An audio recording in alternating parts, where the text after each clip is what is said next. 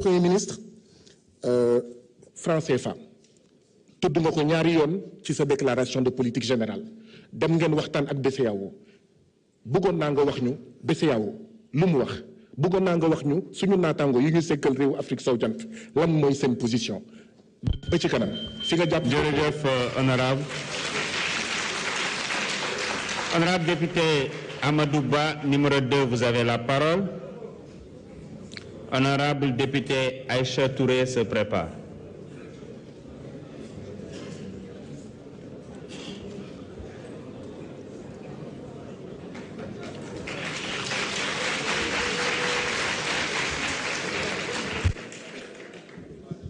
A'uuzu billahi minash shaitanir rajim. Monsieur le Président, Monsieur le Premier ministre, chers membres du gouvernement, distingués invités. Monsieur le Premier ministre, nous avons écouté avec patience le discours de politique générale que vous nous avez tenu au nom du gouvernement.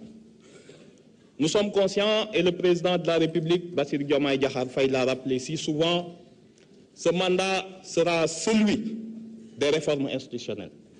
Le marqueur de ce mandat sera celui des réformes institutionnelles. Nous savons tous ce qu'on a vécu il n'y a pas longtemps. Qu'il s'en est fallu de peu que le Sénégal ne tombât dans l'effondrement total. Certains ici, dans l'hémicycle comme dans le public, emportent même les stigmates de la répression dans leur chair. Nous avons vu, du haut du désir et de la volonté d'un homme, toutes les institutions de cette République, tous les pouvoirs vassalisés, mis au banc, mis au pas, et qui n'obéissaient plus à l'ordre républicain, mais à un ordre politique sous-jacent. Pour sortir de ce traumatisme qu'on a tous vécu, il est important de rappeler que la volonté du président de réorganiser l'exécutif pour donner plus de pouvoir au Premier ministre est un acte salutaire dont nous attendons les premières orientations. Nous, ici à l'Assemblée nationale, pour mieux accomplir notre rôle, nous le savons, qui sera essentiel, notamment depuis la suppression du HCCT et du 16, qu'on devra aussi représenter les collectivités territoriales dans nos commissions, que l'Assemblée nationale n'est ni constitutionnellement armée, ni dans le règlement intérieur pour être un pouvoir indépendant. Il y a les irrecevabilités législatives de l'article 76 qui fixe un domaine de la loi et qui donne une portion congrue de compétences à l'Assemblée nationale. Il y a les irrecevabilités financières des articles 82 et 83 qui ne permettent à aucune proposition de loi ou d'amendement créant une charge, supprimant une recette ou créant une charge de pouvoir prospérer. Nous avons besoin d'une réforme urgente de l'Assemblée nationale pour qu'elle puisse jouer son rôle.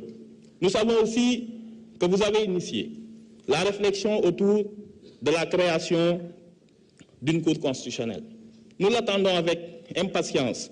Il y a trop de zones grises dans notre Constitution, qui fait que l'actuel Conseil constitutionnel ne peut remplir son rôle de façon efficiente, déclarant un peu trop souvent son incompétence.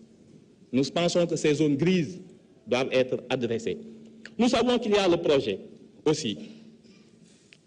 Vous avez parlé tout à l'heure de la Cour des comptes, mais d'une haute autorité qui est chargée en amont des finances publiques, qui puisse donner à l'Assemblée nationale, avant les débats d'orientation budgétaire, un avis sur les projections de recettes et de dépenses et les hypothèses macroéconomiques. Ça nous permettrait, lors des débats d'orientation budgétaire, de pouvoir challenger les hypothèses du gouvernement.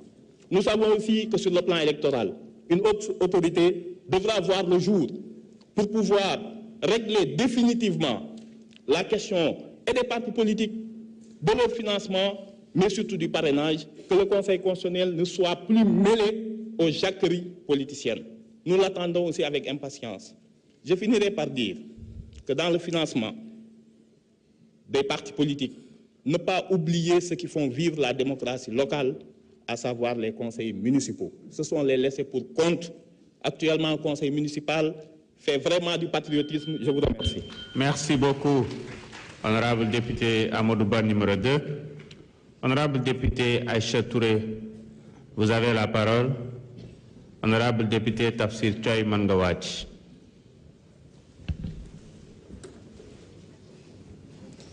Monsieur le Président de l'Assemblée nationale, Monsieur le Premier ministre, chers membres du gouvernement, chers collègues, am na kàddu yu fi jib sànq ñaari at si ginnaaw bu jiboon fii ay saaga ndey ñoo ciy topp.